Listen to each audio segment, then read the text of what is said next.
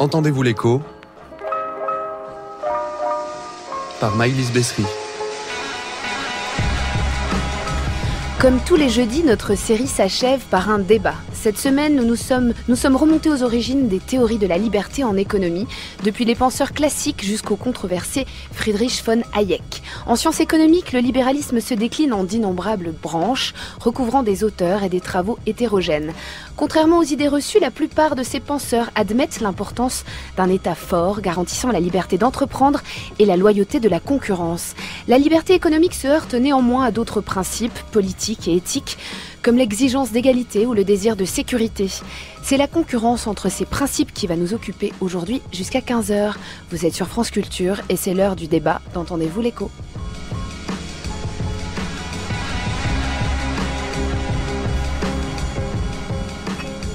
Avec nous aujourd'hui pour parler d'égalité et de liberté, François Dubé, sociologue, professeur émérite à l'Université de Bordeaux et auteur de La préférence pour l'inégalité, comprendre la crise des solidarités, publié au Seuil. Face à lui, Gaspard Koenig, professeur de philosophie, président du think tank Génération Libre et auteur du Révolutionnaire, l'expert et le geek, publié chez Plomb. Avec nous enfin, Jean-Fabien Spitz, professeur émérite de philosophie politique à l'Université Paris 1 Panthéon-Sorbonne et auteur de L'amour de l'égalité, essai sur la critique de l'égalitarisme républicain en France, 1770-1830, chez Vrin. À 14h50, Monia Van de Castel sera comme tous les jours parmi nous pour nous donner des nouvelles de l'écho.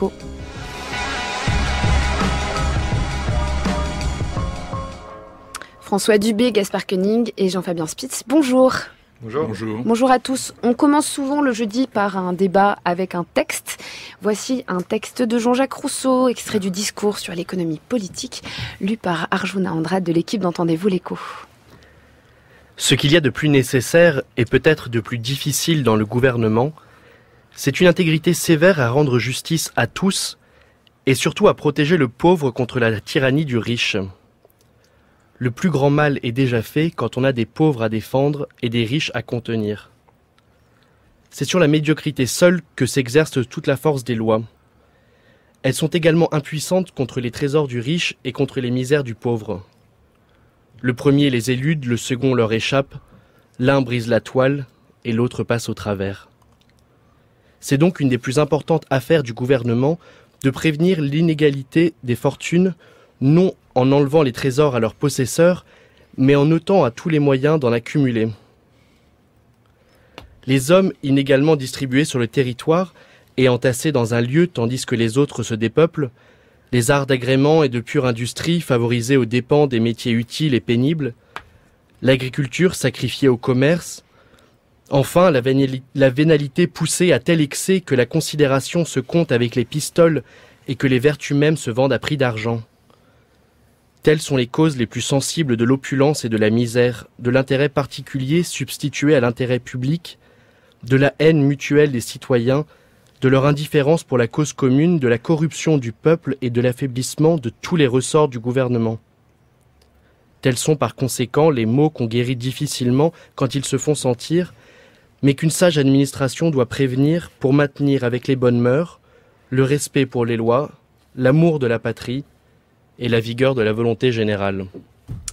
Jean-Sébastien Spitz, est-ce que c'est vraiment... Jean-Fabien Spitz, est-ce que c'est vraiment là la question justement qui oppose ces deux principes de liberté et égalité? Est-ce que c'est vraiment la question individuelle, des choix individuels, des intérêts individuels contre l'intérêt collectif ou général? Je pense que non. Il y a un texte aussi très célèbre où Rousseau dit que la liberté sans la justice, c'est-à-dire sans l'égalité, est une véritable contradiction.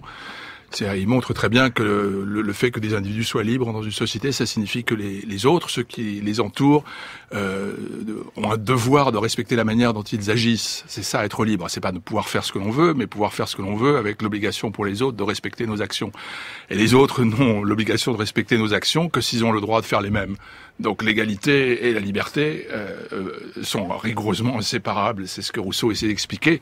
Dans une société qui n'est pas égalitaire, c'est-à-dire où les droits des individus sont profondément différenciés, même s'ils ne le sont pas sur le papier, s'ils le sont en fait, il ne peut pas y avoir de vraie liberté parce que je ne peux pas avoir d'obligation de respecter les actions d'un tiers si je n'ai pas la même faculté d'agir que lui, la même latitude d'agir que lui. Donc les deux notions vont rigoureusement ensemble. En tout cas, elles ne devraient pas du tout s'opposer, y compris en économie, Gaspard Koenig, puisque finalement, on le disait dans l'introduction, il n'y a pas vraiment il y a une nécessité toujours d'avoir un État, aussi petit soit-il.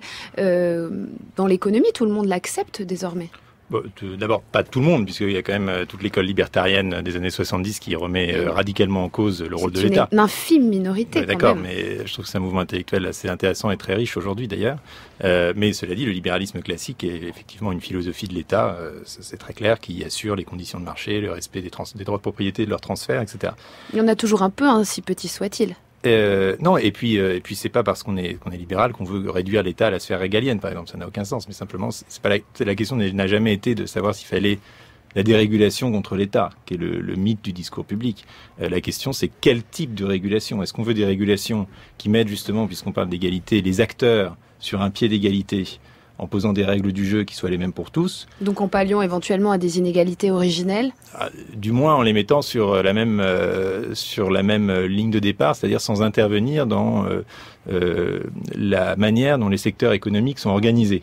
Puis le deuxième type de régulation, colbertiste, ça va être au contraire d'intervenir dans les secteurs, soit directement en y mettant tout le poids de l'État, soit en les séparant, en les triant, en donnant à certaines obligations, à d'autres certains droits.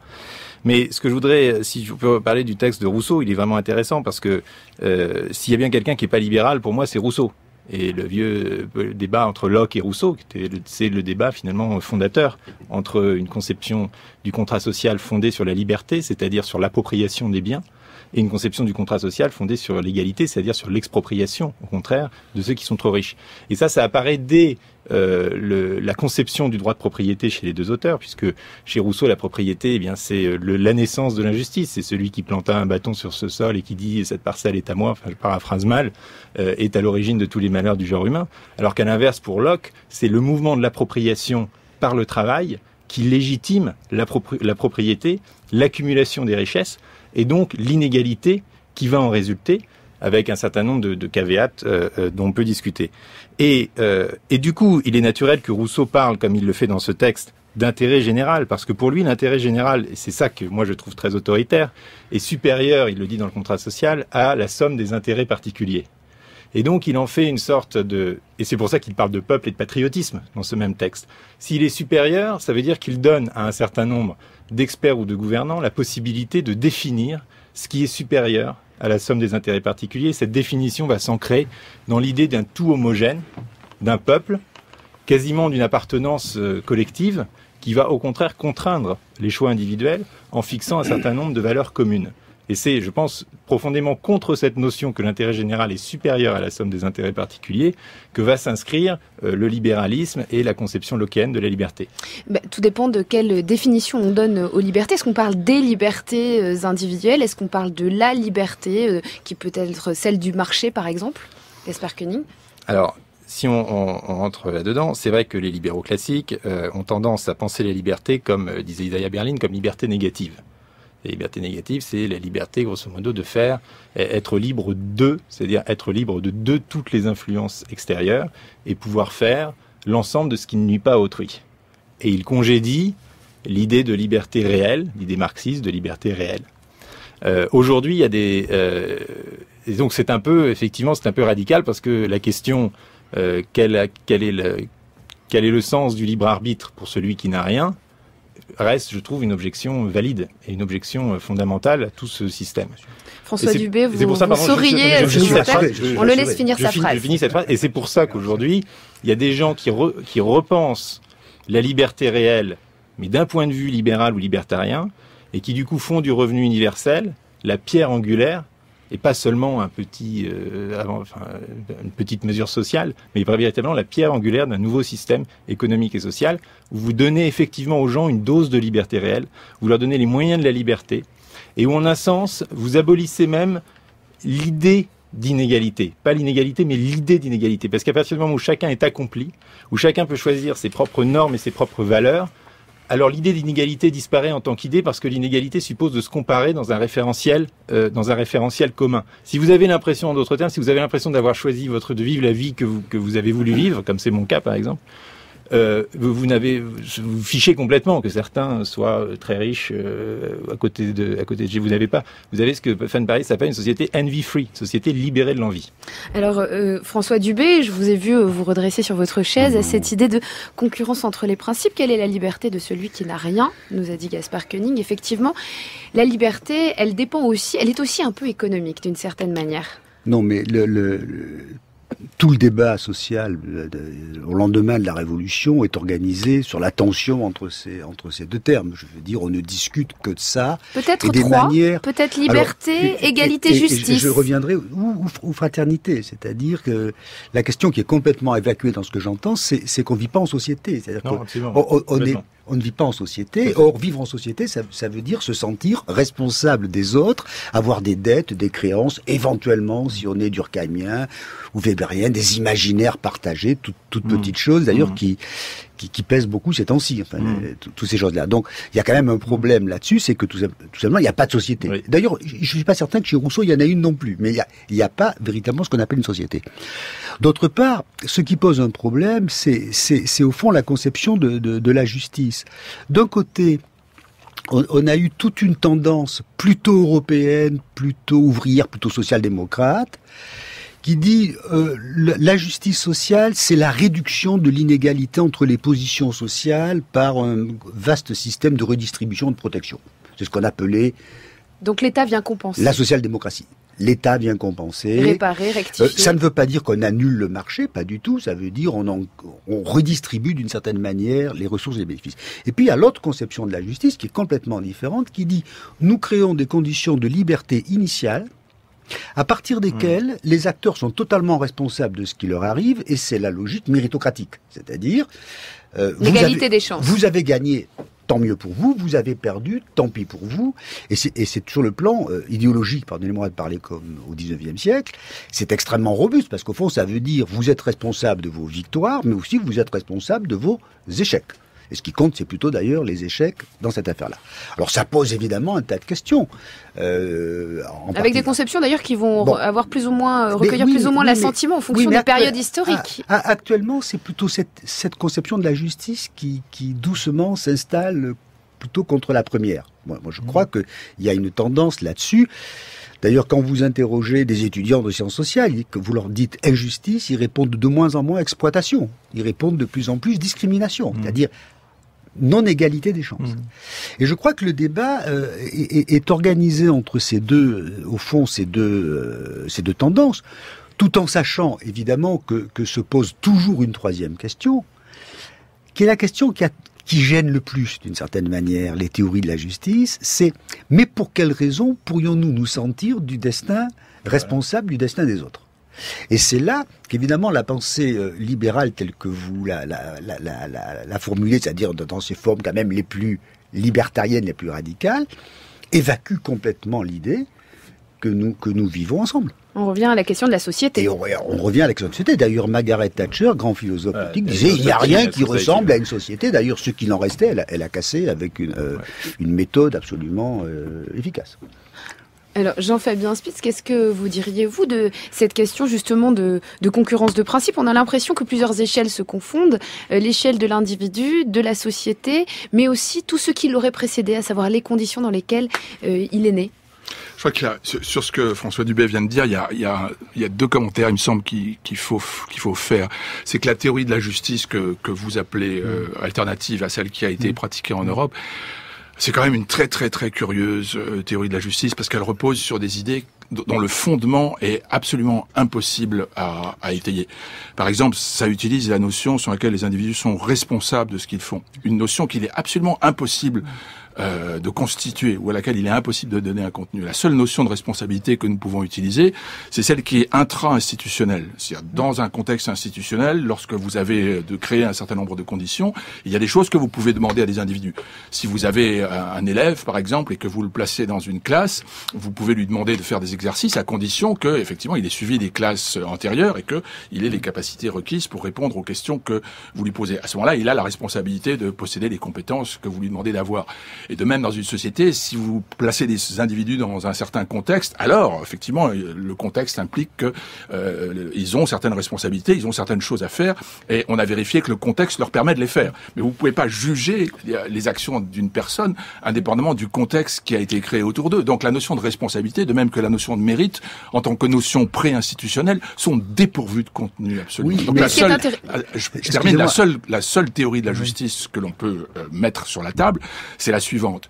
C'est une théorie qui dit que, en tant que ensemble humain, en tant que société, en tant que personnes qui vivent ensemble, nous voulons réaliser certaines valeurs. Nous voulons, par exemple, réaliser une certaine forme d'homogénéité entre les destins sociaux des individus. Donc c'est un projet. C'est un projet. Nous organisons des institutions de manière à permettre aux individus d'atteindre un certain nombre d'objectifs. Nous leur demandons de les atteindre, mais nous leur demandons de les atteindre après avoir vérifié que nous avons créé les conditions qui leur permettaient de les atteindre. Donc toute théorie de la justice est une théorie intra ou interne aux institutions, elle concerne la structuration des institutions. Mais une société ne peut pas se fonder sur des concepts pré-institutionnels. Et ça n'est pas un tribunal. Il ne s'agit pas de juger ce que les gens font. Non, mais il s'agit de les amener à faire quelque chose. Je voulais juste préciser que, évidemment, je ne suis pas un défenseur de cette théorie. Il faut établir que ça n'est pas une théorie de la justice. Mais en même temps, elle a aussi plus que ça. C'est qu'elle est d'une certaine manière absurde, car il est impossible de distinguer, pour parler comme Dworkin, entre la liberté et les circonstances. Quand j'ai réussi, comment faire la part de ce qui relève de ma volonté et de la part de ce qui relève des circonstances, de la chance, de mon héritage génétique, etc. Donc, en même temps, on ne peut pas arbitrer. Le problème, c'est là peut-être la sociologie est un peu différente de la philosophie, le problème c'est qu'elle est redoutablement efficace sur le plan social. Elle est redoutablement efficace parce qu'elle restitue l'imaginaire d'une responsabilité et d'une liberté aux individus, même si elle repose sur du sable. C'est le mythe du self-made man. C'est le mythe du sportif, c'est le mythe du self-made man, c'est le mythe du bon élève. Après tout, il est bon élève, peut-être qu'il a eu la chance d'avoir des parents bons élèves. Ça, on le sait un peu quand même. Si vous enlevez ça, la totalité de l'institution s'effondre.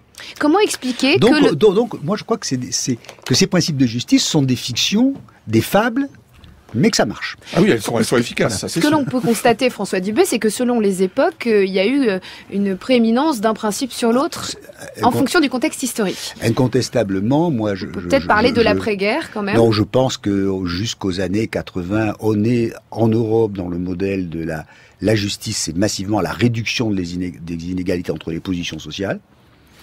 Et on voit bien que ce modèle est en train de s'affaiblir considérablement au bénéfice de ce qui n'est peut-être pas une théorie de la justice, mais de ce qui est un imaginaire de justice redoutablement efficace. Par exemple, quand on dit le devoir de l'État, c'est de permettre aux bons élèves des quartiers difficiles de réussir, de ne pas dire ce qu'on fera des autres. Voilà. Alors on va faire un petit peu d'histoire, on va revenir à cette période d'après-guerre, puis de 30 glorieuses. On va écouter Pierre Laroque dans 2000 ans d'histoire, le 1er septembre 2003. Dans la période que nous vivions à ce moment-là, il y avait un courant d'idées qui emportait tout. Un esprit de solidarité, né de la guerre et de ses suites, et qui soulevait l'ensemble de l'opinion. Et j'ai eu la chance aussi que le syndicalisme salarié était extrêmement puissant et se résumait essentiellement dans la CGT. Et qui groupait à ce moment-là 5 millions d'adhérents. Il y avait bien d'un côté des syndicats chrétiens et qui d'ailleurs au début ont été réticents, non pas contre l'institution, mais contre le fait qu'on n'en faisait pas une place suffisante dans le système. Mais tout ça a été absorbé par l'élan collectif de la population ouvrière et je dirais de la masse de la population. Alors Pierre Laroque, qui est décrit comme l'un des pères de la sécurité sociale, il décrit une sorte de nouveau vent idéologique de l'après-guerre avec cette idée d'un État-providence fort. C'est probablement la seule utilité des guerres, si je peux me permettre. Il y en a plusieurs, hein, selon... C'est qu'au lendemain des guerres, vous observez, quand vous mesurez les inégalités sociales de la société, de formidables réductions, parce que l'expérience de la guerre a tellement renforcé le sentiment de dépendance mutuelle, de solidarité, de sacrifice, etc., que vous bénéficiez. On a eu la même chose en 1918, et on a cette chose. Alors, je voudrais pas en tirer une conséquence un peu désagréable, disant qu'il nous faudrait une bonne guerre pour établir un peu de justice sociale. Mais c'est ce qui s'est passé, en tout cas, en 1944. Et aujourd'hui, d'ailleurs, le problème de la justice est peut-être moins celui des principes de justice que des capacités collectives que nous avons de la vouloir, si je peux me permettre. Alors d'un point de vue purement économique, Thomas Piketty a fait les mêmes observations que vous, à savoir que les guerres ont entraîné une sorte de réduction des inégalités, notamment parce que les fortunes se sont un peu affaissées pendant les guerres. Qu'est-ce qu'on peut dire justement de cette idée, en tout cas d'une idéologie de redistribution? Là, Pierre Laroque parle du syndicalisme, du nombre d'adhérents dans cette période d'après-guerre. Justement, c'est cette idéologie-là qui prime, celle d'un État qui vient pallier. Alors la parole est à la défense. Absolument. Non, je constate que c'est très difficile d'avoir un discours individualiste en France. Et l'individualisme, je veux dire, c'est un mot tout à fait noble. Popper avait tout à fait raison quand il opposait individualisme à collectivisme et d'autre part, égoïsme à générosité. On peut être individualiste et généreux, collectiviste et... Vous voyez, c'est des champs différents. L'individualisme, c'est la manière dont la société s'organise sur la base de l'individu, qui était quand même au fondement de nos sociétés jusqu'à probablement l'émergence de l'État-providence. Et sur l'État-providence dont on vient d'entendre Pierre Laroque parler, je suis désolé de rester très critique, et j'en reviens à la notion de responsabilité qu'on évoquait. Tout le livre de François Ewald sur l'État-providence est très intéressant puisqu'il montre que finalement l'État-providence c'est une sorte de dilution de la responsabilité, c'est l'extension de la dilution de la responsabilité individuelle qui commence à la fin du 19e siècle et qui se propage peu à peu jusqu'au grand système assurantiel. Idée d'irresponsabilité, c'est-à-dire je ne suis pas responsable de mes actes, je peux transférer un système d'assurance à un État ou à quelqu'un d'autre, disons un dommage par exemple, et qui s'est étendu au point que l'État se met à protéger l'individu contre lui-même.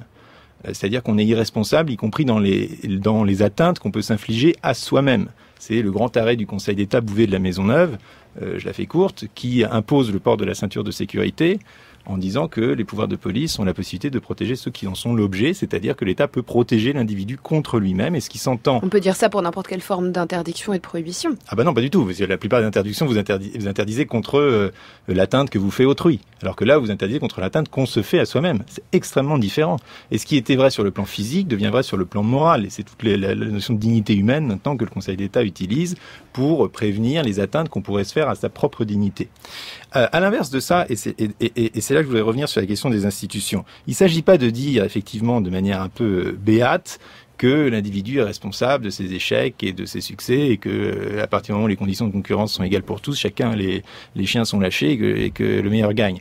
Il s'agit au contraire de construire des institutions. Et c'est là que je pense que l'État et la société ont un rôle majeur à jouer, mais de construire des institutions non pas autour du report de la responsabilité, mais au contraire autour de la naissance et de l'émergence de la responsabilité. Et je vais prendre deux exemples. Premier exemple, celui du microcrédit. J'ai été en reportage une semaine à Lima, dans les bidonvilles, où on fait du microcrédit. Et ça, c'est intéressant aussi par rapport à Piketty et la question du capital. Première option, je tape ceux qui ont le capital pour redistribuer. Deuxième option, je permets au contraire la croissance du capital. C'est la théorie de Soto. Je fais en sorte, moi, État, et ça demande beaucoup de travail, peut-être un travail plus subtil que le travail de redistribution, je fais en sorte que les gens dans les bidonvilles aient des droits de propriété. Je fais en sorte qu'ils aient accès au crédit.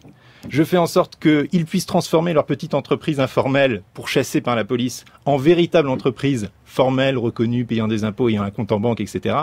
Et donc je commence à faire émerger une responsabilité chez des gens qui sont parfaitement capables de l'avoir, puisque le taux de défaut dans le microcrédit est beaucoup plus faible que dans le crédit classique, alors même qu'il n'y a pas de collatéral. Ce qui montre que vous construisez des institutions pour permettre aux gens d'être responsables. Je prends un autre exemple, qui est le système pénal, sur lequel j'avais enquêté aussi. Le système pénal, quand vous construisez des prisons ouvertes, je vais faire courte, mais enfin, vous permettez aux détenus d'être dans une forme de liberté où ils apprennent à être responsables d'eux-mêmes. Et c'est autour de ça, finalement, que les institutions doivent être construites. Et bien sûr que si le libéralisme a un sens, c'est parce qu'il permet d'aider les plus pauvres, les détenus, les drogués, etc. Mais il va mettre en place des institutions d'une autre nature, qui ne sont pas fondées sur la déresponsabilisation, mais au contraire sur l'individu. Voilà. Jean-Fabien Spies. Il faut multiplier les exemples, évidemment. Évidemment. Cette idée selon laquelle, justement, l'encadrement par l'État serait justement une dépossession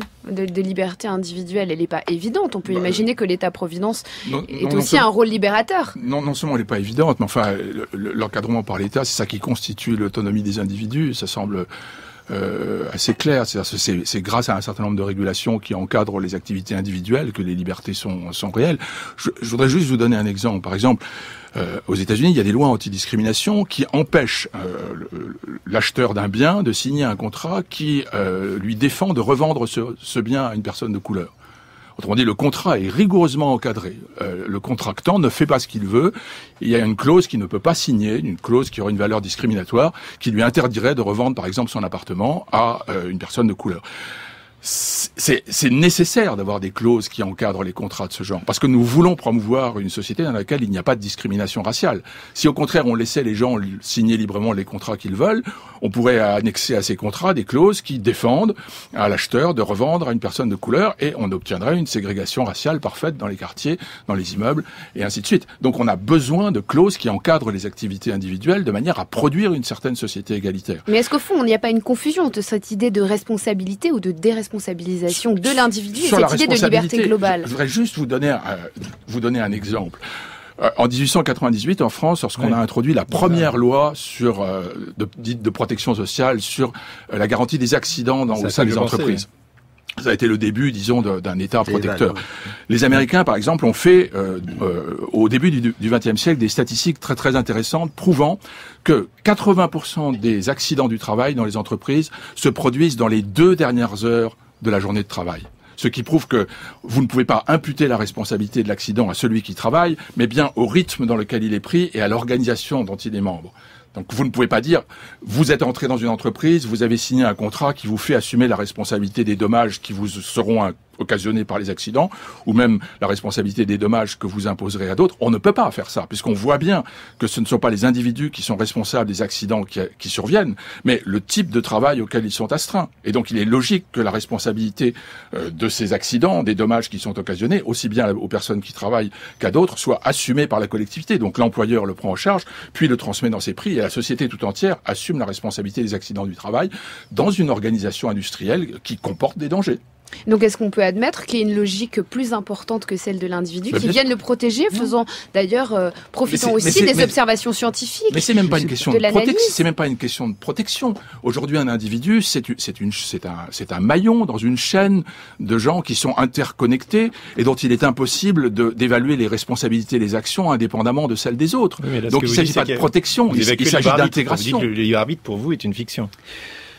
Non, c'est pas une fiction. C'est pas une fiction. Il faut être rendu, il faut être rendu libre de faire ce que nous pouvons. Difficile de penser l'individu en dehors de toute société, quand même. Enfin, c'est pas François Dubé qui va me contredire sur ce point, je pense. Non, mais je trouve qu'on est dans un débat tout à fait étrange. Il est évident que le modèle, appelons-le social-démocrate, a été un modèle de promotion de l'individu capable d'agir le plus possible en lui donnant les ressources pour agir dans un système d'institutions, de règles et de contraintes. Il ne pouvait pas partir en vacances, il peut partir en vacances, il ne pouvait pas éduquer ses enfants, il peut éduquer ses enfants, il ne peut pas soigner, il peut soigner, on augmente sa liberté. C'est un modèle fondamentalement individualiste. Et je voudrais quand même faire une remarque, c'est que sur le modèle qui a été présenté tout à l'heure, on a eu quand même des grandes politiques dans des pays riches, d'affaiblissement de l'État-providence, de culpabilisation des pauvres, la culture du pauvre, etc., etc. On a eu ça. Les inégalités sociales se sont considérablement renforcées. La part de pauvreté s'est considérablement renforcée. Et je voudrais dire que la part des prisons s'est aussi considérablement renforcée. Donc, il y a quelque chose d'étrange, non en dehors, c'est pas un procès que je vous fais, en dehors de l'horizon philosophique, c'est que les pratiques réelles qui s'en inspirent sont des pratiques qui libèrent le marché du travail, qui affaiblissent l'État-providence, et comme ça crée de la violence, de la frustration, de la méchanceté, du ressentiment, etc., on enferme. Donc, on est quand même dans une grande difficulté. C'est-à-dire que la nécessité d'un État de plus en plus actif pour maintenir ce principe de liberté, dont je ne sais pas trop ce qu'il signifie, est quand même troublante. Après tout, on a défait l'État-providence et fait des prisons. Partout. Gaspard Koenig. Oui, alors d'abord, moi je ne considère pas que les politiques qui sont menées depuis les 30 dernières années en Occident sont des politiques libérales ou néolibérales. Et je pense que le terme néolibéral... Il arrive que ça ressemble. Ça dépend de quel pays on parle et dans quel système on parle. Non, mais même en général, quand on décrit la grande vague, quand même la mode c'est de décrire cette grande vague de néolibéralisme, de prendre l'état de la société actuelle qui effectivement n'est pas fameux et de dire regardez, c'est la conséquence des politiques néolibérales. Selon moi, c'est l'utilisation d'ailleurs ce qui a aussi... Donc Thatcher égale le tournant des années 80, c'était pas un tournant libéral. On pourrait rentrer dans les mais c'est bien ce qu'a montré Serge Audier aussi, c'est que ce terme de néolibéralisme est utilisé absolument n'importe comment, comme un épouvantail, il ne décrit aucune réalité. Vous pouvez pas dire que vous êtes dans un système néolibéral quand vous avez 57% de dépenses publiques. Je suis désolé, vous pouvez pas, vous devez, c'est pas pour ça que c'est bien ou pas bien d'avoir 57% de dépenses publiques, mais factuellement, vous devez trouver un autre modèle d'interprétation. Vous avez 57% de dépenses publiques, 47% de taux de fiscalité les plus hauts jamais enregistrés en temps de paix, et le plus haut de l'ensemble des pays de l'OCDE. Vous n'êtes pas dans un modèle de la dérégulation complète. Et sur la finance, c'est pareil. Il y a d'énormes problèmes dans la finance. Pour moi, il y a des problèmes d'oligopole qui sont entraînés par des régulations qui créent des collusions entre l'État et les acteurs bancaires. C'est pas un problème de dérégulation. Au contraire, la finance est hyper régulée. C'est pour ça qu'elle peut se constituer en oligopole. Donc, vous voyez, il faut, je pense, sortir un peu des idées reçues sur nous sommes dans une société néolibérale. Ensuite, sur je reprends, je suis désolé, à chacun un peu, mais sur les problèmes je voudrais reprendre l'exemple des discriminations qui me paraissent assez intéressant, parce que je voudrais montrer qu'un autre raisonnement est possible, y compris sur la question des discriminations. Vous vous dites qu'il faut lutter contre les discriminations par inscription dans la loi de clauses. Évidemment qu'on veut tous lutter contre les discriminations, d'accord ? Maintenant, vous dites, on va inscrire des clauses dans les contrats, enfin, on va interdire un certain nombre de clauses dans les contrats. Il y a un chapitre très intéressant et que je trouve très valide et très difficile à réfuter, même s'il est un peu simpliste, dans Capitalisme et liberté de Friedman, sur la question des discriminations. Et il parle justement des discriminations à l'embauche. Et dit, est-ce qu'il vaut mieux... Donc, effectivement, dans un système où on embauche davantage, par exemple, les Blancs que les Noirs, les gens... Voilà.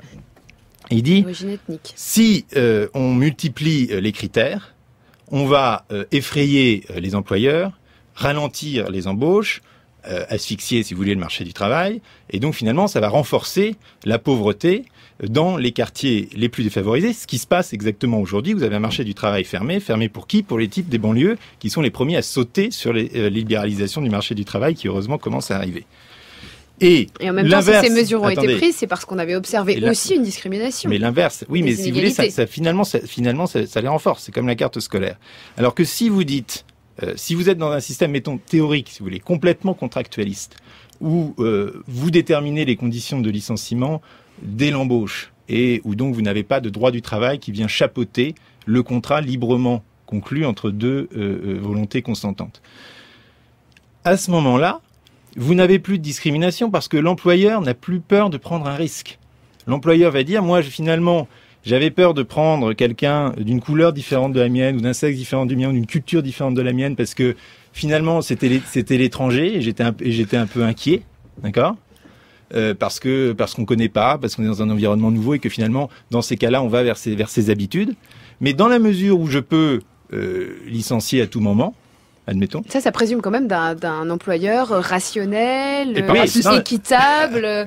Non, mais oui, mais justement, ça présume que les motifs économiques vont, pour un employeur, vont primer sur toute considération d'ordre idéologique ou racial, parce que finalement, ce qu'il a envie, c'est que son entreprise marche. Rien ne dit que ce système soit. Et à ce moment-là, dans un système ouvert, eh bien, vous allez embaucher beaucoup plus facilement des gens d'une culture étrangère, d'un nom étranger, d'une couleur d'un quartier différent, parce que vous pourrez également vous en séparer beaucoup plus facilement, et donc c'est du contractualisme. Alors je sais que c'est poussé un peu à l'extrême, mais ce que je voulais dire, c'est qu'un autre raisonnement est possible et que ces raisonnements ne sont pas absurdes. Mais c'est tous ces raisonnements de l'école autrichienne. Oui. Alors, vous inspirez notamment de Ludwig von Mises. Et encore une fois, et moi je dirais qu'il y a cette école autrichienne. Je voudrais revenir juste, même si c'est pas le thème de ce débat, une seconde sur le revenu universel, parce que pour les... On va laisser quand même peut-être aussi François Dubé et Jean-Fabien Spitz réagir à ce qui a été dit. D'un mot, évidemment, moi je n'ai aucune raison de m'opposer à ça, et je crois que dans un certain nombre de domaines, on change plus les pratiques en ouvrant le jeu qu'en le fermant. Donc je suis pas, j'ai pas une position de principe là-dessus. En particulier, je crois qu'on ne peut plus maintenir la carte scolaire et que mieux vaut jouer sur la qualité de l'offre scolaire que sur une réglementation que de toute façon avec laquelle tout le monde triche. Donc je ne suis pas opposé. Mais quand j'entends dire 2 acteurs également libres négocier un contrat de travail, j'ai quand même, je pense, pardonnez-moi, je pense à Marx, à Engels, à Manchester en 1840. Je pense qu'au marché du travail aujourd'hui, en fait, tout ça est une fiction. C'est bon. Surtout, elle met sur un pied d'égalité des acteurs qui ne sont pas sur un pied d'égalité au départ. Qui ne sont pas sur un pied d'égalité du tout. Mais effectivement, il y a eu je me rappelle les roulants de la SNCF, des chemins de fer en 1910, négociant leurs conditions de travail parce qu'ils sont rares face à des compagnies demandeurs. Ils étaient effectivement en position tout à fait dominante. Mais dans l'ensemble, les gens peu qualifiés sont en position de domination à peu près absolue sur le marché du travail. On ne peut pas complètement l'ignorer. Jean-Fabien Spitz. Bah oui, bien entendu. C'est un discours aussi très très ancien selon lequel les pratiques d'ouverture du marché et de libération, lorsqu'elles produisent des effets que l'on perçoit comme négatifs, leurs partisans disent ah oui mais c'est parce qu'elles n'ont pas été poussées assez loin. Donc c'est parce que le remède n'a pas été administré avec assez de puissance qu'il ne fonctionne pas. Il faudrait l'administrer avec encore plus de force pour qu'il fonctionne. C'est un raisonnement qu'on entend depuis très longtemps. C'est au libéralisme ce que a pensé Mao Tse-tung. Oui, à peu près. Mais ce que je voudrais dire alors aussi, c'est de l'idéologie qui soutient ces principes. Est-ce que la liberté justement en économie, en politique, il y a une offensive idéologique uniquement qui est de l'idéologie. Ce que je voudrais rebondir aussi sur ce que François Dubé a dit à propos de l'inégalité des positions. Là aussi, il y a une très vieille histoire, disons, de l'intégration des droits syndicaux à l'intérieur du monde de l'entreprise. Il a fallu attendre l'entre-deux-guerres, par exemple, aux États-Unis, pour que la Cour suprême aux États-Unis reconnaisse qu'un employeur n'a pas le droit de licencier un employé parce qu'il appartient à un syndicat.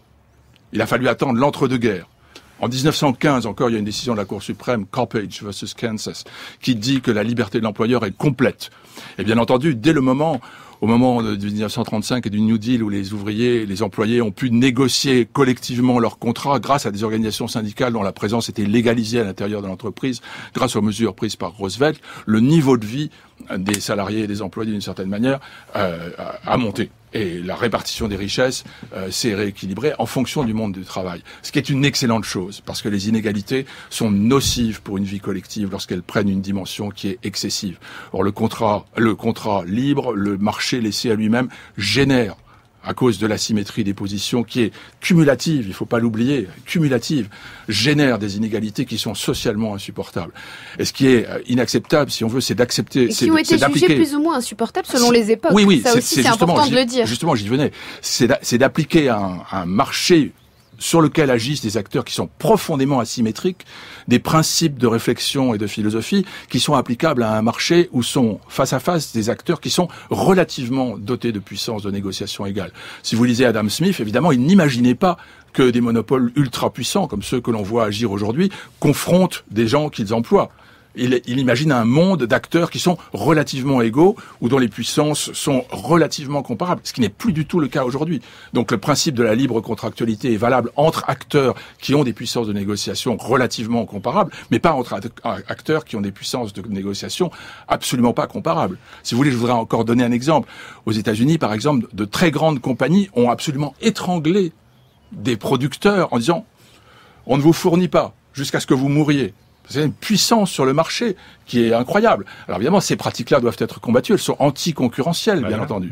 Mais pour moi, elles doivent être Gaspard Koenig. Doivent être précisément ces monopoles, ces oligopoles doivent être combattus au nom du principe de libre concurrence, parce que oui, mais combattus comment? Bien par l'encadrement, par la régulation. Oui, mais tout à fait. Mais on a dit dès le début, on disait que le libéralisme, vous l'avez dit vous-même, il y a un État, etc. Et le colloque Lippmann à la fin des années 30, les libéraux reconnaissent contre le laisser-faire manchesterien que l'État a un rôle, notamment dans la régulation de la concurrence, pour éviter la formation de monopoles, d'oligopoles, d'où le rôle des autorités de la concurrence, par exemple en Europe ou en France aujourd'hui, qui pour moi font plutôt un bon travail. Mais alors elle est où la frontière justement?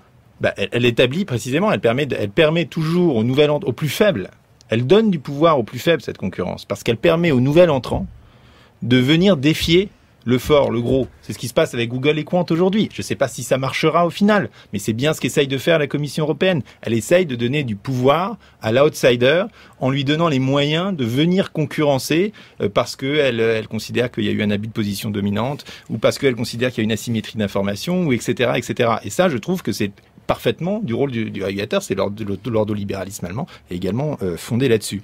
Et donc, effectivement, vous disiez, il y a une asymétrie, Jean-Fabien Spies, des positions, une asymétrie d'information qui est inacceptable, bien sûr, mais donc c'est bien pour ça que, il faut faire jouer la concurrence, que deux, on remarque que dans des marchés relativement libres, eh bien, précisément, vous redonnez des pouvoirs de négociation aux plus faibles. C'est le cas, par exemple, en Angleterre, où avec un chômage qui est maintenant un chômage quasiment qui est réduit à son niveau structurel. Comptabilisé. Eh bien, on a vu récemment, enfin j'avais vu ça, que les salaires les plus faibles repartaient à la hausse parce que les futurs employés retrouvaient un pouvoir de négociation dans un marché fluide, y compris dans les postes les moins qualifiés, vis-à-vis de leurs employeurs. Et enfin, la troisième pierre ajoutée à cet édifice, qui est pour moi absolument importante dans les systèmes de demain, qui sont des systèmes beaucoup plus contractualistes, parce qu'on entre dans une société qui se dégage du salariat et où de plus en plus les individus contractent via des plateformes ou sans plateforme, vont contracter entre eux de manière complètement indépendante. Donc il faut de toute façon, qu'on l'aime ou non, reconnaître l'émergence de cette société et voir comment on la traite plutôt que de la réintégrer dans le schéma classique de la société industrielle avec des syndicats, des employés, des secteurs d'activité bien définis. Eh bien, dans cette société-là, le revenu universel est quelque chose d'absolument fondamental pour donner aux gens le pouvoir de dire non. Alors, qu'est-ce que vous voulez dire par là, Gaspard Koenig ? Eh bien, à partir du moment où vous garantissez à vie, parce que là, on a des systèmes d'État-providence qui viennent combler les trous. L'État-providence qui, quand même, s'est amoindri depuis ces dernières années. Je sais pas, en quantité, ça se discute, mais je trouve qu'il est très mal fichu. Si vous prenez le RSA, par exemple, vous avez un tiers ou deux tiers, ça dépend des modes de calcul, des gens qui ne le demandent pas, parce que c'est compliqué, c'est intrusif, et c'est des systèmes qui étaient conçus sur l'accident. C'est-à-dire que normalement, vous étiez employé dans une entreprise, et quand vous en sortiez parce que c'était un accident de parcours, eh bien, on venait à votre soutien avec ce genre de dispositif. Du coup, il faut les demander, c'est compliqué, il faut remplir des formulaires, ça dépend si vous êtes en famille, pas en famille, et si vous reprenez une activité qui n'est pas un CDI, ce qui est du temps le cas de ces gens-là, vous perdez le bénéfice de votre allocation, il faut aller la redemander.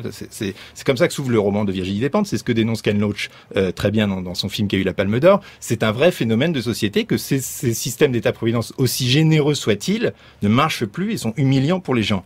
Le revenu universel balaye tout ça, donne à chacun.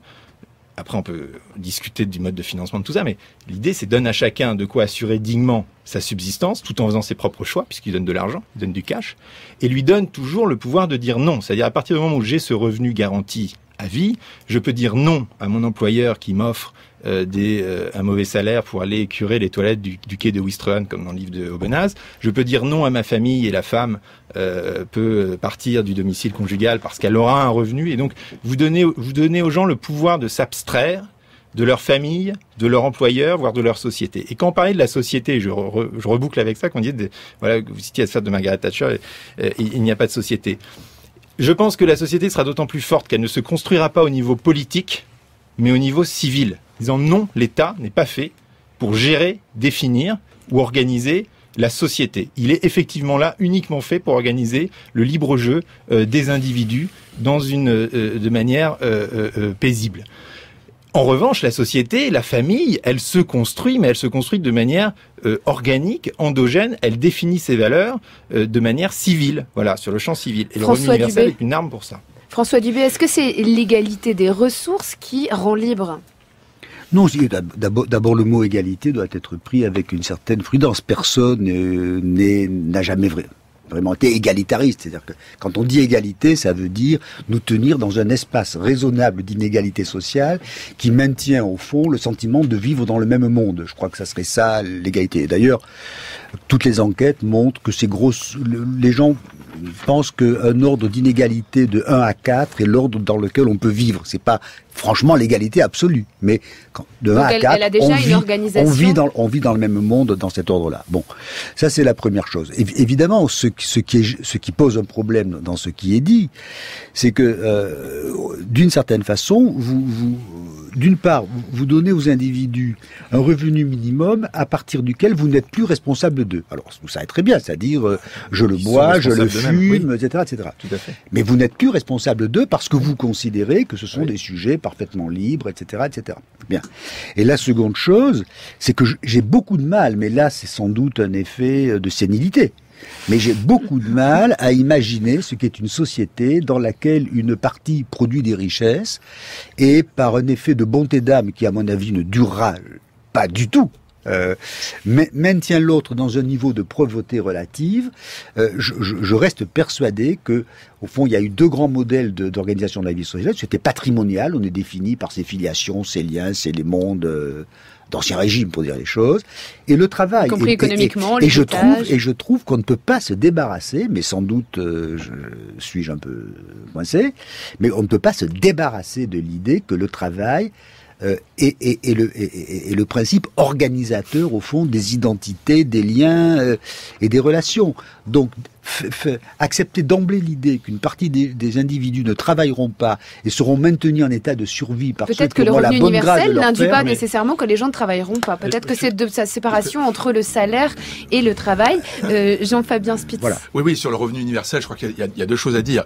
Il y a quand même quelque chose qui est réel, c'est que les emplois risquent de devenir un bien rare et qu'il faudra composer avec cette réalité. C'est déjà un peu le cas. Donc, le revenu universel est une réponse potentielle à ce genre de problème. Il sera peut-être déconnecté du travail. Donc, il est possible que le revenu et le travail soient déconnectés, que ça soit quelque chose qui se produise dans un avenir plus ou moins proche. L'autre chose, c'est que il faut pas rêver sur le revenu minimum inconditionnel. C'est-à-dire de deux choses une. Ou bien c'est un type de revenu qui permet aux individus de se retirer durablement du marché du travail, et à ce moment-là, il est incompatible avec le fonctionnement d'un marché du travail et de ce que nous appelons le capitalisme. C'est incompatible. Ou bien c'est un revenu de subsistance, et à ce moment-là, ça maintient une partie de la population dans une pauvreté relative, et c'est extrêmement condamnable. Donc, ça n'est pas une solution miracle. Ça ne peut pas en être une. J'aurais un dernier principe que j'aimerais mettre en concurrence avec ceux qu'on a évoqués, c'est aussi la montée d'un désir d'assurer une forme de sécurité plus importante. Est-ce que justement la sécurité est devenue un principe qui entre en concurrence avec la liberté et l'égalité, peut-être plus qu'elle ne l'était dans la période des 30 Glorieuses, dans la période même du tournant des années 80, François Dubé? Bon, il me semble que de toute façon, l'État-providence a eu une telle puissance qu'il a fait que ce soit un état de sécurité. On est garanti, protégé. Alors aujourd'hui, d'ailleurs, ce qui crée un sentiment de quasi-panique morale, c'est moins le développement d'un point de vue des inégalités que le sentiment d'insécurité sur les conditions écologiques, les conditions de travail, les transmissions d'une génération à l'autre. Donc, si on pense qu'une société, c'est pas la manifestation d'un marché, simplement, mais qu'une société a quelque chose d'ordre moral, culturel, sentimental, un peu désagréable même, il faut bien, je crois, tenir aussi le thème de la sécurité. On doit garantir aux gens, les acteurs doivent prendre des risques, évidemment, mais on doit garantir que, je répète, la bonne société, au fond, c'est celle qui fait que les vaincus s'en tireront le mieux possible. D'une certaine façon, c'est du rôle, ce que je vous raconte. Quelques minutes. Juste un tout petit mot sur le revenu universel. On a tendance j'entends ce discours que les gens les plus démunis ne seraient pas capables d'être responsables d'eux-mêmes et qu'ils iraient boire. C'est pas ce qui a été dit. Un petit peu, en disant le risque c'est qu'ils aillent. Le risque c'est qu'ils aillent. Non mais je l'entends par ailleurs. Moi, j'ai été dans un petit village brésilien où ils font une expérimentation de revenu universel. Il y en a plein d'expérimentations de revenu universel, mais enfin, en l'occurrence, c'était des gens qui étaient à peu près analphabètes. Et vous voyez, ce qui est très intéressant, c'est que vous confirmez deux principes qui sont très, finalement, positifs sur la nature humaine. C'est que, les gens utilisent leurs revenus d'une manière qu'on pourrait définir comme rationnelle. Enfin, en tout cas, personne, et surtout pas les gens qui sont dans des conditions difficiles, ne s'amusent à aller acheter des cartes de loto. Et que, deuxièmement, ils l'utilisent d'une manière qu'on n'aurait pas pu anticiper parce que chacun l'utilise à sa manière, parce que les besoins des individus sont tellement différenciés que vous ne pouvez pas les cadrer dans un système commun. Pour conclure. Et pour conclure, je dirais sur la sécurité, c'est vrai on parle énormément de prise de risque. On parle des entrepreneurs qu'il faut prendre des risques, La vérité, c'est que on est dans une société qui n'a jamais aussi peu pris de risques parce que le système assurantiel se développe maintenant même au-delà de l'État-providence via toutes sortes de schémas compliqués d'assurance privée que la technologie renforce et que j'ai peur de vivre dans un monde où chacun aura un bracelet électronique pour monitorer sa santé du matin au soir et ajuster sa prime de risque en fonction. Assurance d'ailleurs garantissant aussi les risques du marché. On l'a vu aussi en matière de finances. Ah oui, ça, vous pouvez toujours vous assurer contre un risque de marché. C'est une décision libre. Oui. Non, mais je veux dire, c'est un phénomène qui a été particulièrement observé aussi dans certains types d'économies. Justement, dans le domaine de la finance, la recherche d'assurance s'est déclinée aussi dans cette question de libéralisation d'un côté et puis garantie de l'autre. Oui, il y a je vous dis, le marché assurantiel est florissant. On a surtout maintenant aux États-Unis, il y a même des reventes d'assurance vie qui sont moralement extrêmement gênantes, mais qui sont néanmoins, encore une fois, le choix des acteurs. Et donc, il faut de cette manière ne jamais laisser la morale empiéter sur, je dirais pas le marché, mais simplement sur la libre association des individus.